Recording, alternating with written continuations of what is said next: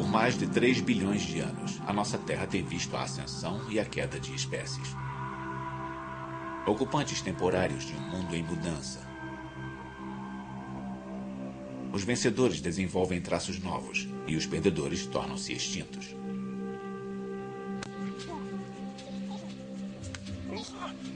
E então, há cerca de 5 milhões de anos, surgiu um animal cuja vida foi modelada pelo pensamento, bem como pelo instinto.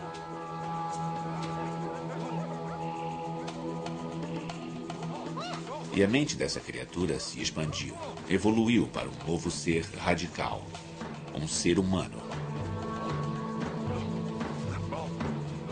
Mas como eles tornaram-se nós? Somente conhecendo-os, podemos conhecer verdadeiramente a nós mesmos e responder à pergunta mais importante de todas. Humanos. Quem somos nós? O nascimento da mente humana. Distribuição sinapse. Primeiro ato. Preparando o palco. Nós achamos que sabemos quem somos. Homo sapiens, a espécie mais inteligente e versátil da Terra. Muita coisa em nós é diferente dos outros animais. Nossa música, nosso movimento, nossas habilidades, nossas vozes e palavras. Somos espertos o bastante para viver em qualquer lugar do planeta Terra e até para sonhar com viagens a outros mundos.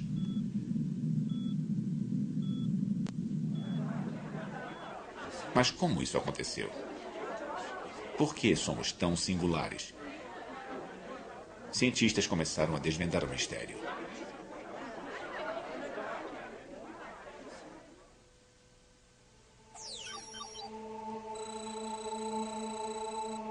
É uma história que começa na África, há mais de 3 milhões de anos.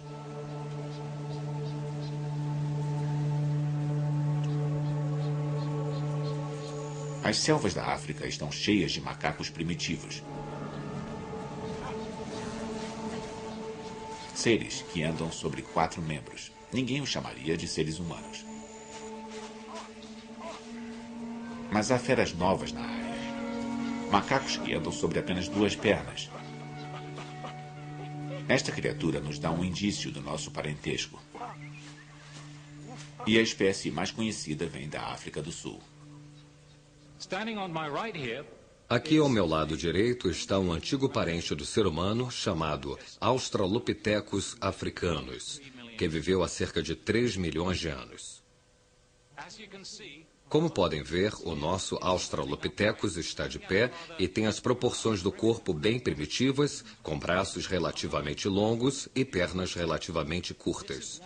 Esta é uma razão pela qual é muito comum que paleontólogos chamem estes seres humanos primitivos de macacos bípedes. Os cientistas chamam isso de bipedismo. Começa com uma única família de macacos que carrega uma nova mutação genética. Genes que permitem que eles andem de um novo jeito. E floresçam. A evolução não é uma coisa que acontece por demanda. A evolução é um processo de seleção entre variações que surgem espontaneamente e sem uma razão particular.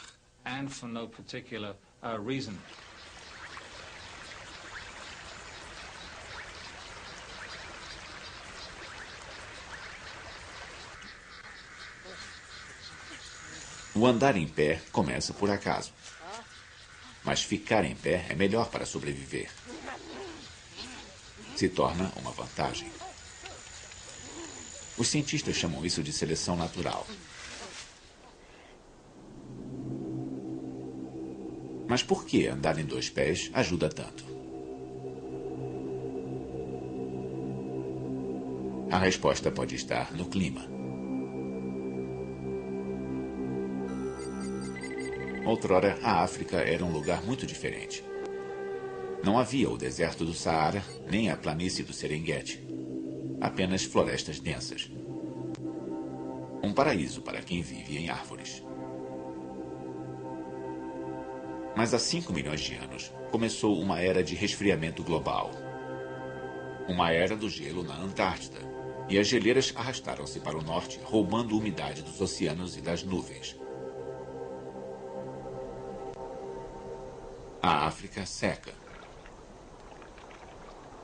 Aquelas selvas impenetráveis viram florestas, bosques e planícies. Mas esse desastre não impede os homens macacos. Longe disso.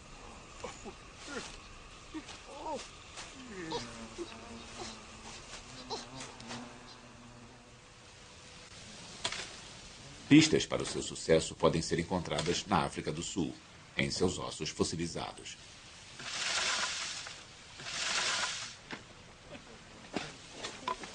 Lee Berger é um paleoantropólogo, um especialista dos macacos que viraram os primeiros ancestrais dos seres humanos.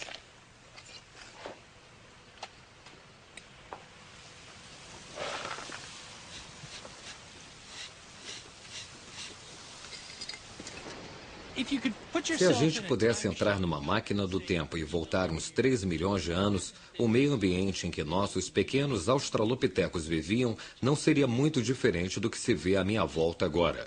Floresta partida, uma floresta mais densa, umas árvores muito grandes, mais arbustos muito densos e muita água no leito do rio. Nossos homens macacos passariam os dias se deslocando nesse meio ambiente, colhendo frutas das árvores, retirando coisas comestíveis do solo. Essa é a história da evolução humana. Adaptabilidade em muitos lugares diferentes.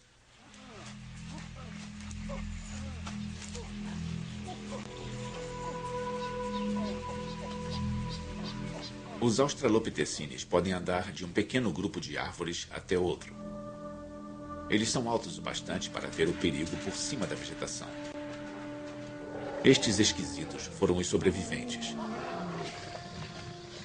Mas a maior parte dos andarilhos, sobre 4 membros, não se adaptou. O encolhimento das florestas reduziu seu suprimento de comida e os deixou expostos aos predadores velozes nos limites da floresta.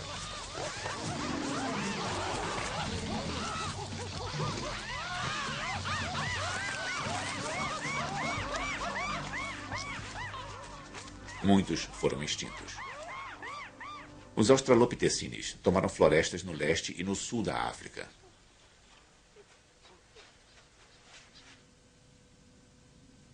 Foi um golpe de sorte na loteria da evolução.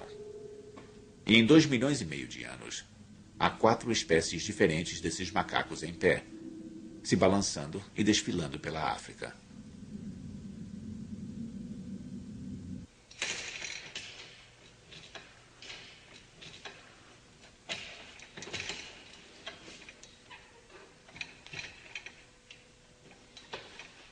Nossos corpos detêm a mesma característica. Braços para balançar. Pernas compridas para correr. Mas o trabalho de reengenharia da natureza nos deixou com muitas dores. Nós temos pés chatos, joelhos que se torcem, costas doloridas e todo um legado disso, de pegar um esqueleto essencialmente quadrúpede, um esqueleto de 4 pernas e deixá-lo de pé.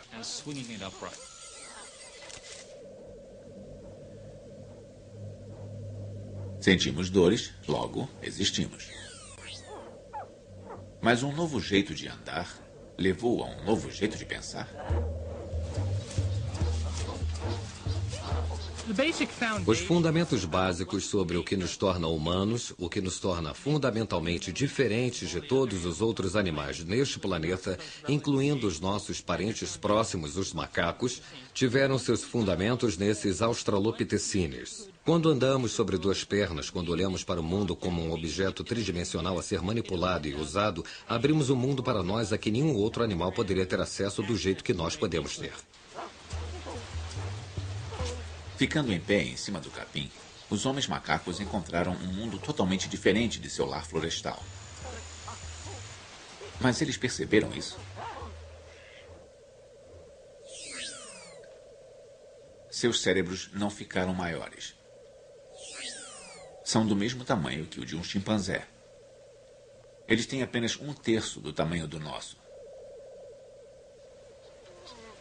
Mas às vezes, Tamanho não é tudo.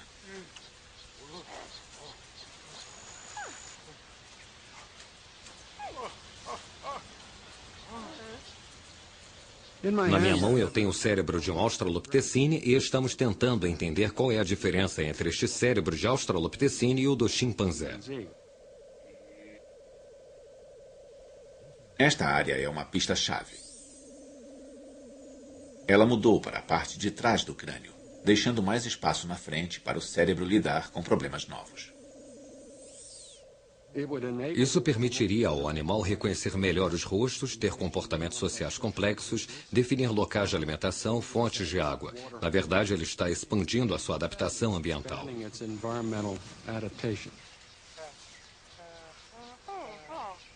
As regras são claras e cruéis. Usar a inteligência para ir a campo e comer rápido antes que alguma coisa o coma. Eles deviam estar em perigo constante.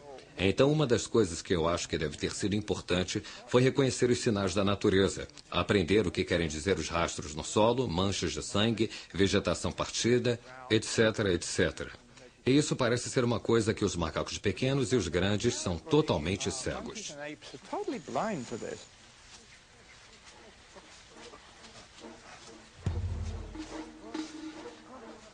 Foi assim que nós começamos. Um punhado de mutantes genéticos se deslocando de suas árvores pelas planícies abertas. Uma aventura arriscada que leva a um novo tipo de cérebro em um novo tipo de corpo. E isto é apenas o início da história humana.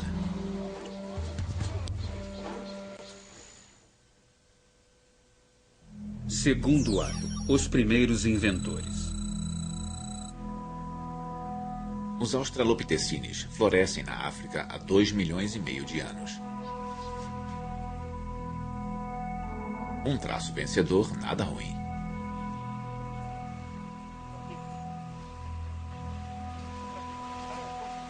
Mas então os homens macacos começam a morrer.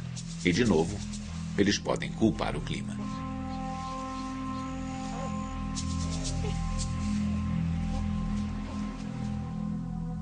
A crise é causada pelo resfriamento global.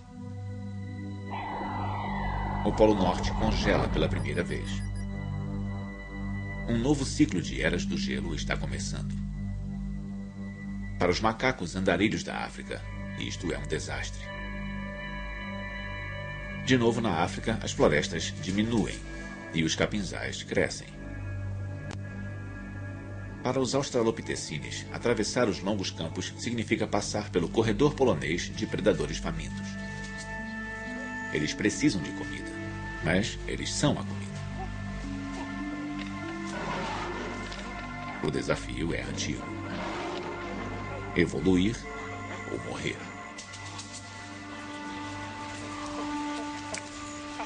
Felizmente aparece uma nova mutação entre os homens macacos. E surgem criaturas com dentes e presas imensas. Elas comem castanhas e raízes duras. Este vegetariano durão, chamado robustus, é estudado pelo paleoantropólogo Rick Potts. O que temos aqui com o Robustus australopithecine é o que eu gosto de chamar de a máquina de mastigar na história de nossa família. Esta é uma espécie muito bem sucedida que tinha jeito para se adaptar às mudanças climáticas da época, a secagem da savana africana. Era uma criatura adaptada à savana, um especialista em habitats, mas muito bem sucedido nos meio-ambientes daquela época.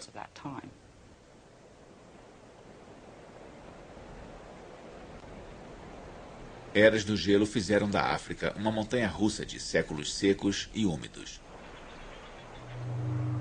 Fica difícil a vida para os comedores de raízes quando as plantas morrem.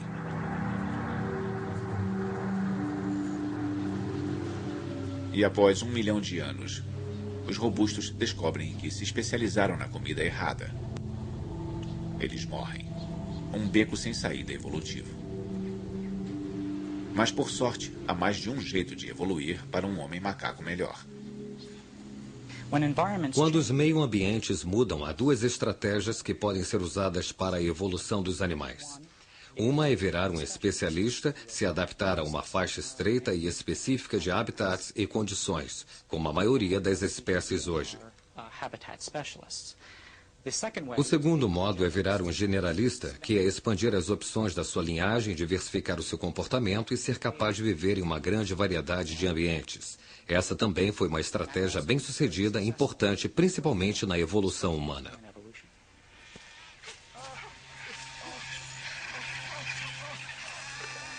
Ao mesmo tempo, uma outra espécie de Australopithecines está surgindo. Os generalistas, capazes de adicionar carne às suas refeições, seja fresca ou podre. Esta nova dieta transforma a África em um buffet aberto, chova ou faça sol. Comer carne muda tudo. Os carnívoros não precisam de quilômetros de intestinos para digerir plantas difíceis. Suas tripas encolheram e sua caixa torácica se apertou. É o nascimento da moderna linha da cintura. Este povo macaco está evoluindo para algo totalmente novo. Há muito mais proteína em um rato do que em uma raiz. Sobra o bastante para abastecer um aumento no tamanho do cérebro. Ele dobra. E o resultado é um ancestral humano que nós podemos reconhecer. O que temos aqui é o Homo erectus. É o que eu gosto de chamar de a máquina pensante na história da nossa família. Então temos a máquina de comer e a máquina de pensar. E podemos ver que sua cabeça dá muito menos ênfase em comer os alimentos difíceis da savana que estavam disponíveis na época e é mais propícia a desenvolver um cérebro grande.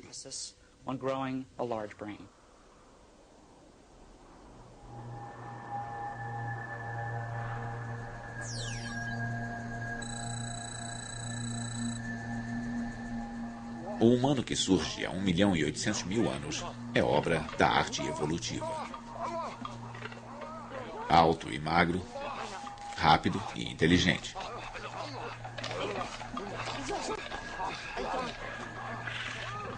Um carnívoro que apoia-se em ferramentas para devorar suas refeições e em suas pernas quando os predadores tentam devorá-lo, fugindo mais rápido do que qualquer ancestral macaco.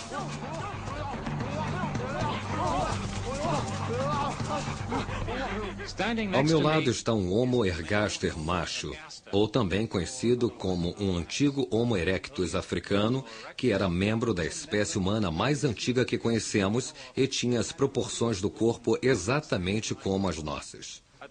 Eles tinham cérebros relativamente pequenos, com apenas metade do tamanho do nosso, mas um rosto reduzido e, em geral, pareciam muito mais conosco do que seus antecessores.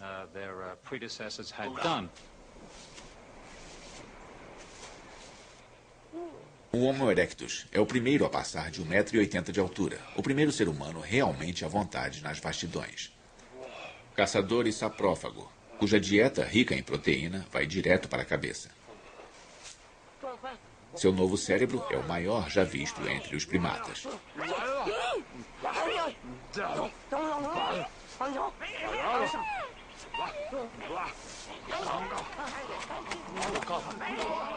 O Erectus ganha um cérebro grande por acaso, graças à sua dieta. E isso resulta em um mundo de novas possibilidades. Ele começa a quebrar pedras para cortar e fazer ferramentas. Homem macaco algum jamais sonhou com tais coisas. O Homo erectus desenvolveu a capacidade de arrancar pedaços grandes de pedras das rochas e seixos. Temos, por exemplo, esta aqui, que tem esta marca imensa onde foi destacada de um pedaço de pedra bem maior. E aí o Homo erectus usava uma outra pedra para tirar lascas, ficando muito afiada.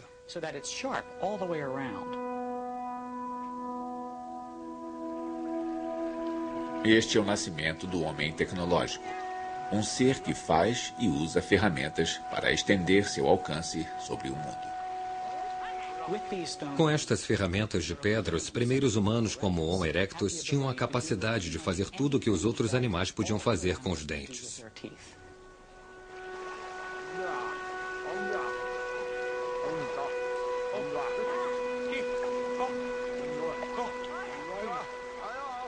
O Erectus é o primeiro a ver uma lâmina em um punhado de pedras.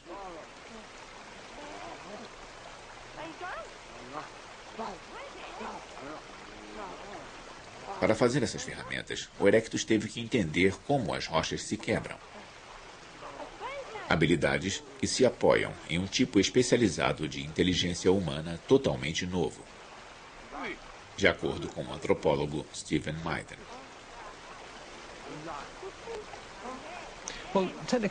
A inteligência técnica é um termo usado para nos referirmos a como alguém pode manipular objetos e fazer objetos de um modo muito complexo. O que a seleção natural parece ter feito foi botar em nossas mentes um conhecimento intuitivo sobre física, cultura material, fabricação de artefatos. Então, de modo simples, quando alguém cresce nessas sociedades, pode aprender rapidamente a usar essas ferramentas. É como aprender línguas hoje. As crianças adquirem isso, elas não fazem esforço algum.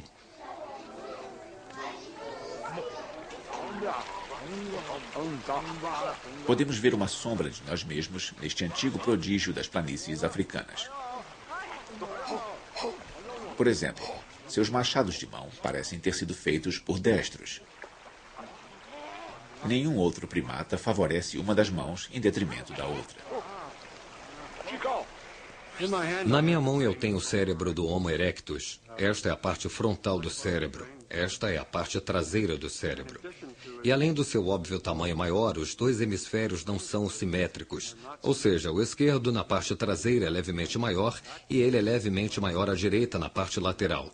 Nós achamos que isto tem a ver com a capacidade de distinguir direita de esquerda e nos dá a primeira evidência de destros no registro fóssil.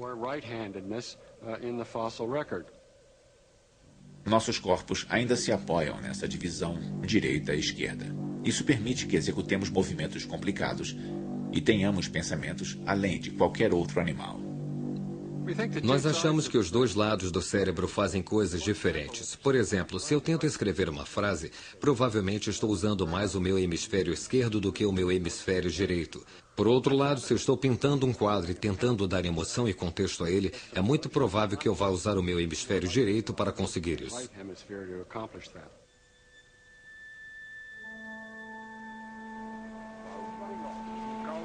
Um novo cérebro em um novo corpo. As primeiras partes da mente moderna estão surgindo.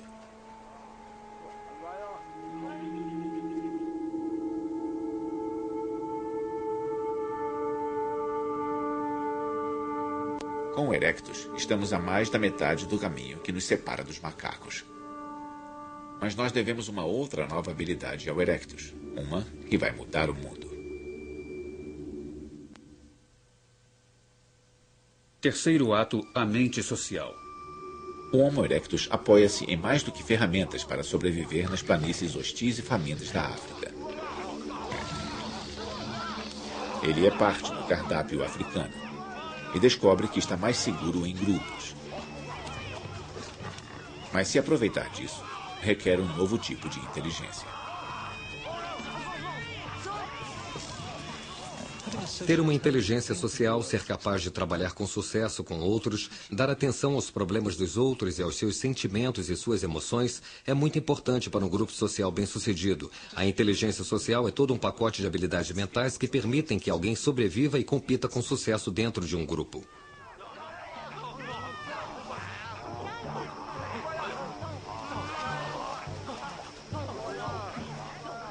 O Erectus vive em grupos de 2 a 100 pessoas, muito maiores do que qualquer sociedade de macacos. Para continuarem juntos, eles precisam se comunicar. Mas quanto de sua linguagem ele herda dos macacos?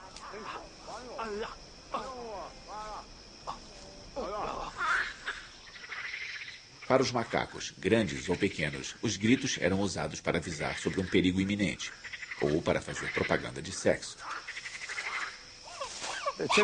Um chimpanzé pode indicar por algum grito que está com fome ou que está irritado com um de seus colegas, ou pode emitir um som indicativo de que há comida por perto e que os outros devem vir e compartilhar.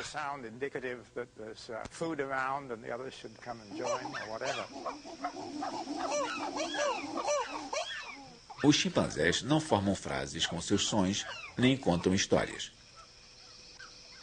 Mas ainda há ecos da fala dos macacos em nossa linguagem de hoje. Quando rimos, choramos ou fazemos gestos, ou quando ameaçamos as pessoas, o fazemos tal como os animais fazem com o seu sistema de comunicação. É a sobrevivência e é extremamente que coexiste com a nossa linguagem.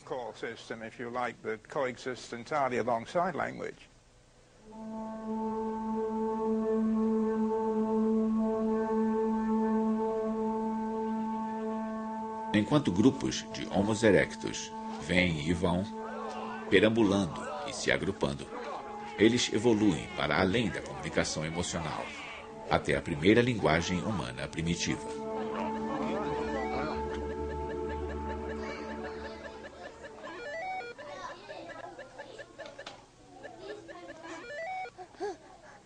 Alguns linguistas acreditam que podemos ouvir os padrões de discurso do Homo erectus ecoando nas vozes de nossas crianças mais novas. Como a maioria dos mamíferos, o erectus e os filhos do ser humano moderno nascem com laringes altas.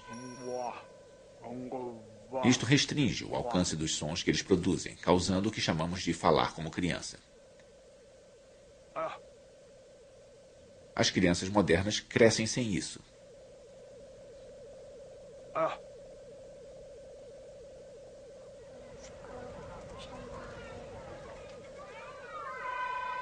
Aos 2 anos, a laringe de uma criança desce na garganta, abrindo espaço para os músculos que fazem a conversa de adulto. Mas para o erectus, o falar como criança pode ter durado uma vida. Mas sobre o que eles falavam? Quando vemos como usamos a linguagem hoje, a maior parte é fofoca. Falamos sobre relacionamentos sociais. Eu acho que há um bom argumento de que o nosso amor pela fofoca hoje é uma ressaca evolutiva e nos diz para o que a linguagem evoluiu originalmente. Esse elo com a conversa fiada é intrigante, mas o linguista Derek Bickerton acha que o Homo erectus tinha assuntos mais urgentes em mente. Eu sei que há uma escola de pensamento que alegava que a linguagem se desenvolveu para que os homens pudessem saber o que suas esposas estavam fazendo quando eles estavam fora caçando. Aí eles voltavam e suas mães diziam: "Ah, bem, enquanto você estava fora, sua esposa estava dormindo, etc, etc." É preciso muitas palavras para dizer isso. Não se pode dizer isso no nível básico.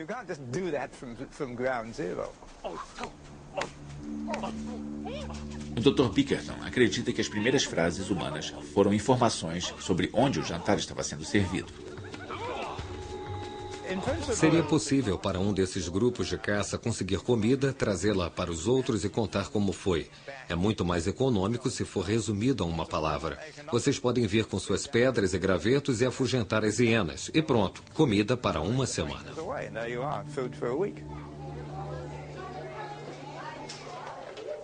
Os linguistas chamam esta forma simples de discurso de protolinguagem. É bem provável que nos estágios iniciais do desenvolvimento da protolinguagem, o Homo erectus usasse o mesmo tipo de expressões de 2 palavras que as crianças muito jovens, as de menos de 2 anos, usam.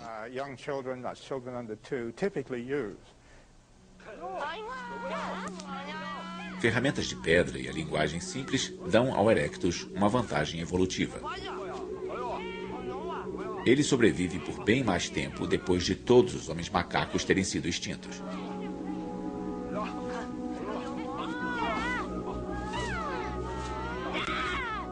E há 1 milhão de anos, o erectus enfrenta a sua própria crise climática. Uma grande série de eras glaciais, durando 90 mil anos de uma só vez, secou a África, criando as grandes savanas que conhecemos hoje. Mas há também décadas de clima de vapor úmido alternadas com a seca e o frio.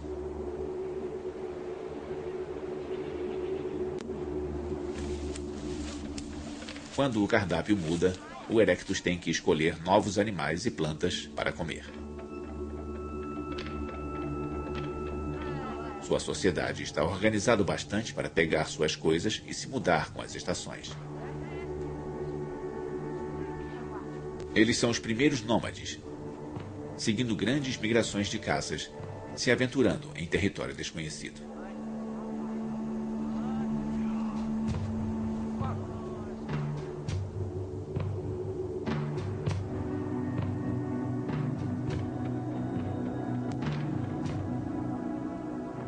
Século após século, alguns bandos pequenos foram para o norte, para fora da África e através da Ásia, movidos pela fome e pela curiosidade. É o nascimento do desejo de viajar.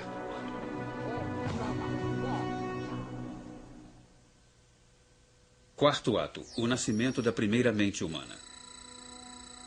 Há 800 mil anos, o Homo erectus se tornou o primeiro humano a entrar na Europa, chegando pela Espanha. Mas enquanto o erectus se expande e explora, a evolução humana sofre uma parada.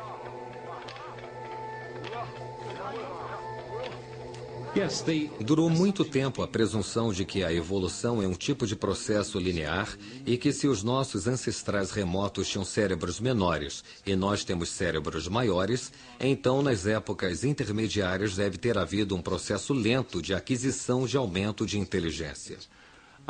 Um exame mais apurado mostra que não é esse o caso. A evolução tendeu, como todas as outras formas que conhecemos, a tomar um tipo de curso episódico.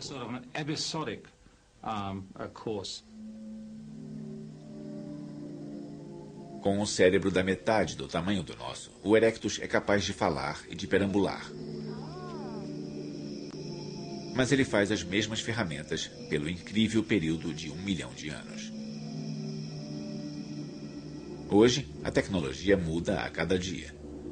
Mas para o erectus, a inovação é literalmente impensável. Uma parte da mente humana moderna não está lá. Mas isso vai mudar na Europa durante a Era do Gelo. O erectus encontra um mundo muito diferente de seu lar africano.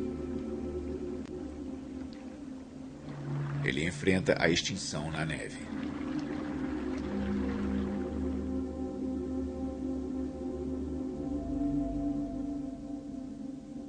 Mas aqui, a evolução entra em uma nova fase de criatividade.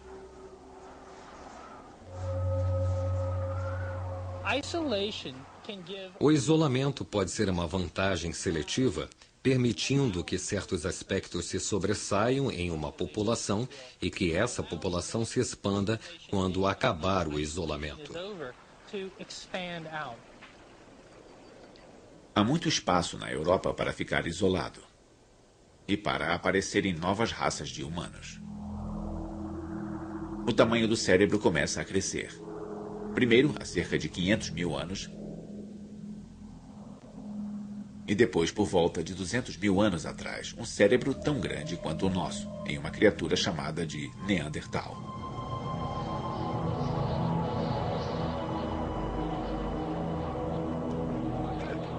Hoje, frequentemente pensamos no Neandertal como um homem das cavernas rosnante e de andar pesado. Mas ele foi o rei da Europa na Era do Gelo, capaz de inovar e sobreviver no frio.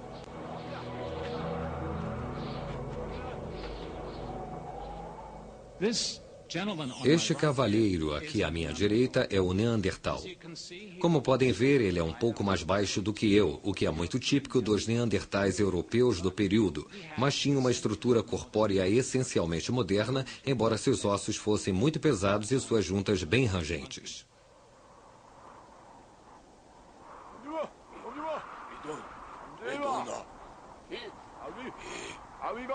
Os neandertais são baixos e têm bom isolamento térmico, feitos para sobreviver no frio.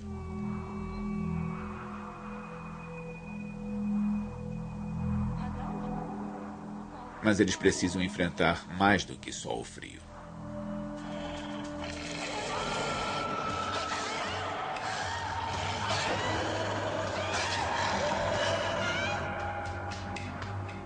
Há evidências de que os neandertais caçavam as suas presas, em muitos casos, em espaços confinados.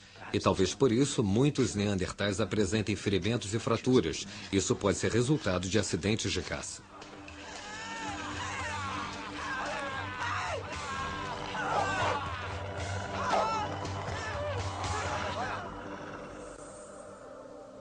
Mas como eles pensavam? Os esqueletos mostram muitas fraturas curadas, sugerindo que homens e mulheres com ferimentos terríveis podem ter sido mantidos vivos apesar de suas incapacidades. Evidências de que suas mentes eram capazes da compaixão.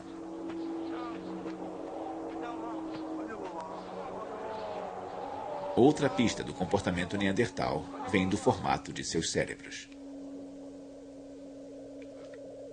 Se olharmos o cérebro do Neandertal, todas as estruturas que vemos nele são quase exatamente as mesmas que vemos no cérebro humano moderno. Em outras palavras, não vemos diferenças essenciais entre o cérebro Neandertal e o cérebro humano moderno. Portanto, alguns acham que os padrões de comportamento Neandertal eram exatamente como os do moderno Homo sapiens. Mas nem todos concordam. Alguns suspeitam de que o pensamento neandertal era muito diferente do nosso. Eles possuíam uma mente fragmentada, de acordo com Stephen Mythen. Acho que os neandertais tinham o que chamo de mentalidade de domínio específico. Eles tinham inteligências independentes que não eram totalmente ligadas.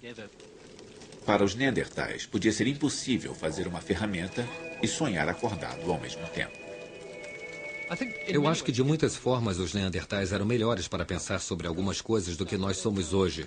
Acho que seus poderes de concentração deviam ter sido imensos. Quando estavam fazendo as ferramentas de pedra, não se distraíam, eles só faziam ferramentas de pedra.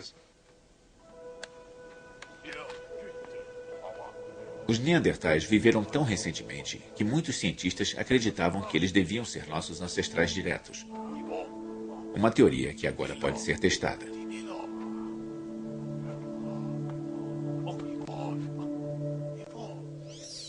O DNA de humanos modernos e ossos de neandertais são comparados para identificar diferenças genéticas.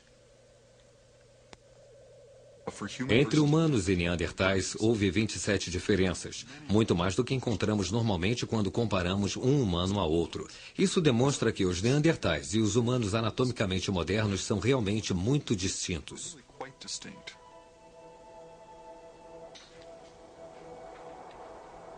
A velha teoria estava errada. Os neandertais não são nossos ancestrais diretos, mas são nossos primos. Há 200 mil anos, a Europa era o lar de uma espécie de humano com um cérebro tão grande quanto o nosso. Humano, mas não um de nós. Com certeza não devemos nos considerar como a medida do que é o ser humano. Nós somos totalmente humanos e os neandertais também eram. Não somos o único jeito possível de ser humano. Os neandertais eram como nós em muitos aspectos, tão humanos quanto nós. E é difícil para algumas pessoas se acostumarem à ideia dos neandertais serem diferentes de nós, mas mesmo assim serem totalmente humanos.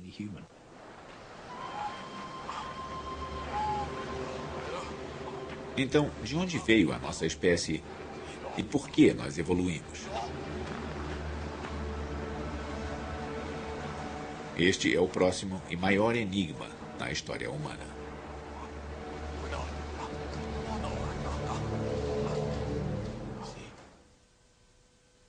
Quinto ato, os primeiros seres humanos. Não é fácil achar os ossos do primeiro Homo sapiens.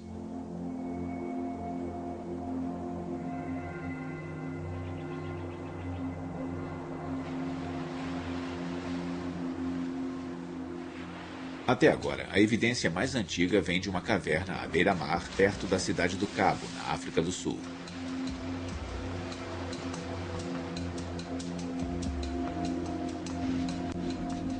Os ossos têm 120 mil anos de idade. Hilary Deacon passou 15 anos estudando este sítio.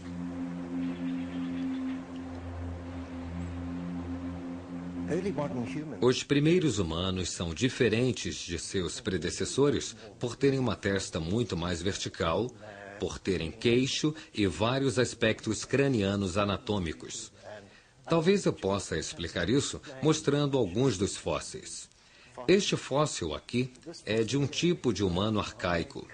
Este é o famoso crânio Kubwe de Zâmbia, e ele é muito robusto em toda a arquitetura facial, com a região das sobrancelhas muito robusta. E se o compararmos a um humano moderno, e este é um exemplo, aqui temos uma testa muito mais vertical e a região das sobrancelhas levemente desenvolvida. E este é um crânio muito mais esguio e muito mais gracioso.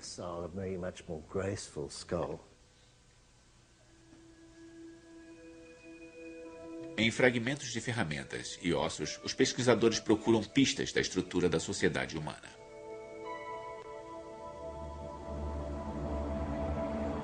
Esses humanos modernos usam ferramentas similares às inventadas pelos neandertais na distante Europa. Lanças e lâminas de pedra garantem uma dieta regular de focas, pinguins e peixes. Mas os cientistas duvidam que esses sejam os primeiros humanos.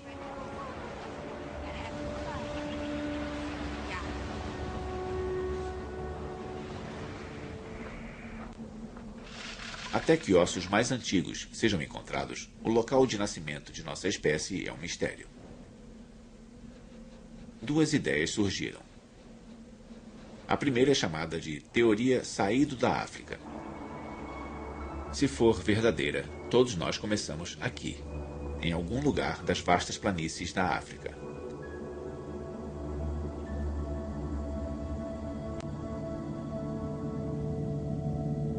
Ou o Homo sapiens se desenvolveu simultaneamente em vários locais, em 3 continentes.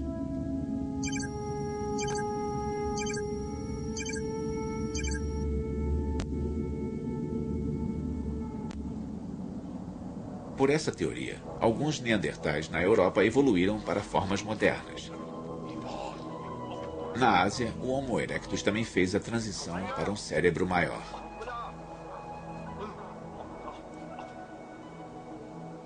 Três espécies na época, uma espécie agora.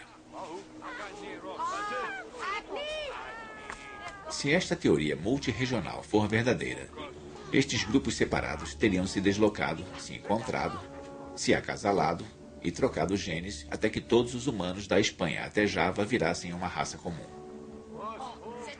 Os geneticistas como Lynn Jordi são céticos.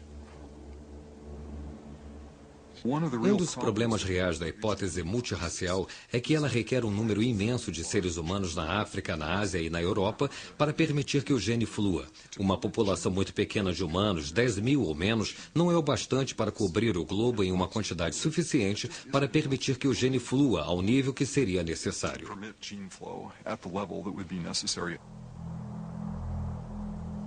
O mundo era grande demais e nossos ancestrais estavam muito espalhados. Mas novas evidências genéticas podem ser capazes de resolver o enigma de nossas origens e de explicar como um minúsculo grupo de ancestrais poderia ter sido a semente dos humanos que conhecemos hoje. Analisando o DNA de gente do mundo inteiro, os geneticistas podem calibrar um tipo de relógio evolutivo. Eles procuram mutações, mudanças aleatórias inofensivas em nosso DNA, que se acumulam com o tempo. Quanto mais antiga é uma raça, mais mutações ela deve conter. Os resultados são surpreendentes. Todos de fora da África têm um perfil genético muito similar, apesar das diferenças superficiais.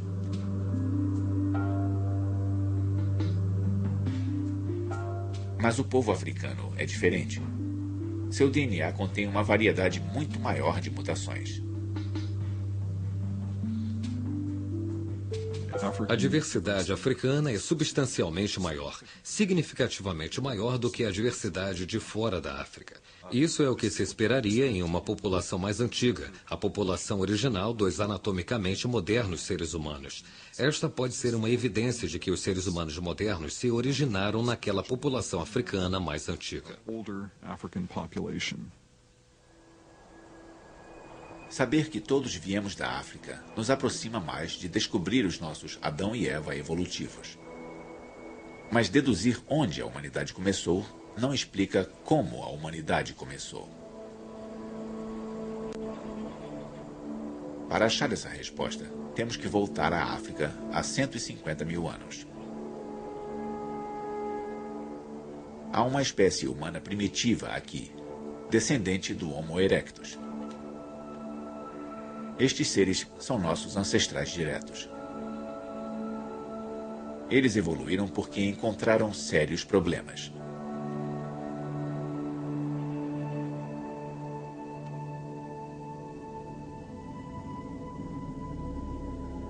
A Europa estava sob um frio profundo e a África estava tomada pela seca. Os desertos hostis se espalharam, criando barreiras que nossos ancestrais não podiam ultrapassar. Bandos ficaram presos e isolados nos litorais e em pequenas comunidades florestais. Os geneticistas suspeitam que ocorreu uma nova mutação que mudou tudo. O que tornou os modernos humanos especiais tem a ver com as nossas habilidades mentais. E isso foi provavelmente um novo fato mutacional que aconteceu. E aconteceu em um certo lugar e em um certo tempo. E aí, provavelmente, houve essa pequena mudança genética.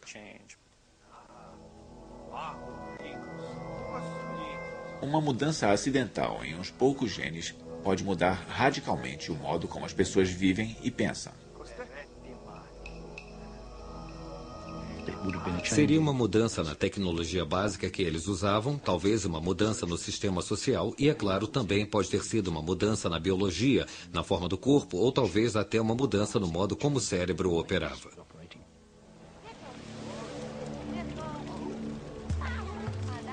Alguma coisa nova apareceu na Terra.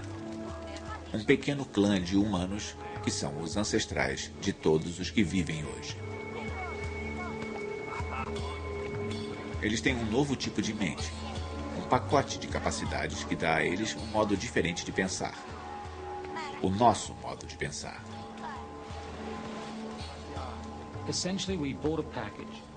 Essencialmente, nós compramos um pacote. Exatamente o que era esse pacote nós não sabemos ao certo, mas ele tem muitas dimensões que ainda estamos descobrindo. Hoje você pode falar em computadores, sinfonias e foguetes à lua, esse tipo de coisa. Amanhã pode haver outras coisas de que você poderá igualmente falar que ainda não inventamos. O que nós temos é uma capacidade e ainda estamos explorando os limites dessa capacidade.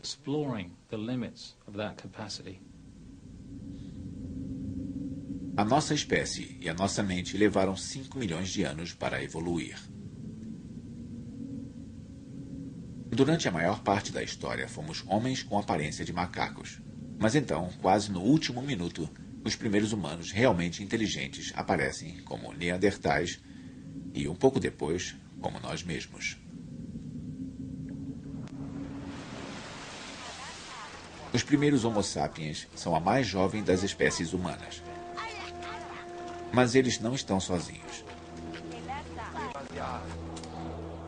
Na Europa, os neandertais continuam sua luta para sobreviver na Era do Gelo. Na Ásia, o Homo erectus ainda está se fortalecendo.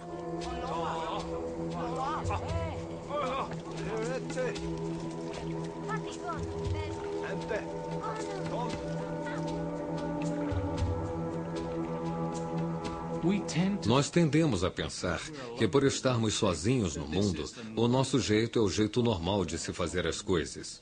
Mas com certeza não é. Se olharmos para trás, para os registros fósseis, descobrimos que há várias espécies dividindo o meio ambiente e, com certeza, dividindo o mundo umas com as outras. Não só uma espécie humana, mas várias. Logo, elas vão se unir em um confronto que vai decidir o destino da nossa espécie e transformar o mundo. Versão brasileira MG Studio.